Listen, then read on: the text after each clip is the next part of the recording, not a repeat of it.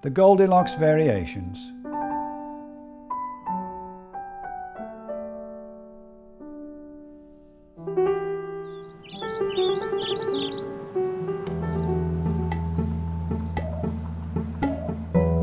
It all started with Johann Sebastian Bach, who wrote a wonderful piece of music called the Goldberg Variations. And I had the idea that I might write a set of my own variations, and I thought of calling it the Goldilocks Variations. Goldilocks and the Three Bears. There was once a cheeky girl. Her name, or nickname rather, on account of her corn-coloured hair, was Goldilocks. One morning, Goldilocks went for a walk in the woods, found a little cottage, climbed in through the window and messed around for a bit. This cottage was the home of the Three Bears. Where I went next after that was when I'd got enough variations, Goldilocks and the 33 Bears, Goldilocks and the Blim and quite a few others, I thought to myself, this is coming on rather well, but what this book really needs now is pictures.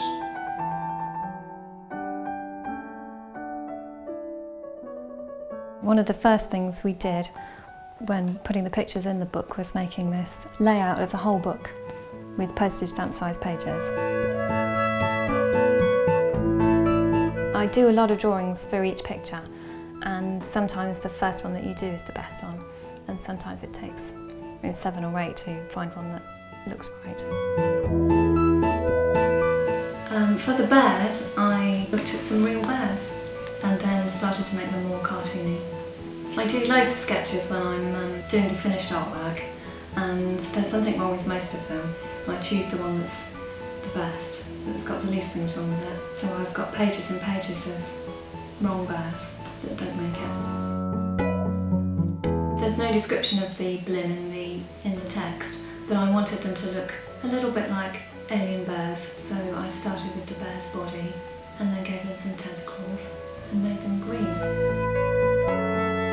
We're getting on quite well now. We've got some words and we've got some pictures, but it still could be better than it is. And we thought to ourselves, what this book needs is movables.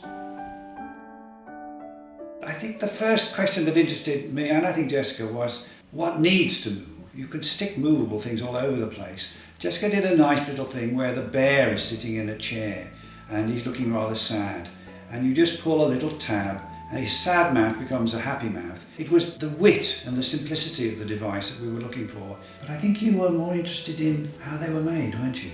I would start by making really rough models out of sellotape and paper and glue and just cutting them up, sticking them together, and make something really rough that somehow works. Yeah. And then we show it to the publisher, and the paper engineer makes it into something that works really smoothly. In Goldilocks and the Blim, the Blim have their own language, and we made a Blim to English dictionary. You can turn the page and see some of the Blim words. I think the most fun movable was the one in Goldilocks and the Furniture, where she has a scary experience with a bedsheet, and we had a lot of fun making that.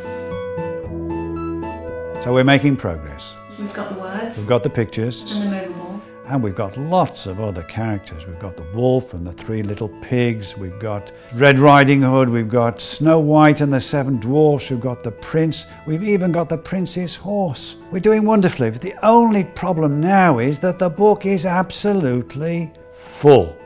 It seems to me that what this book needs now is another book. The only trouble is, this book is even fuller than the big book. And this video is pretty well full as well.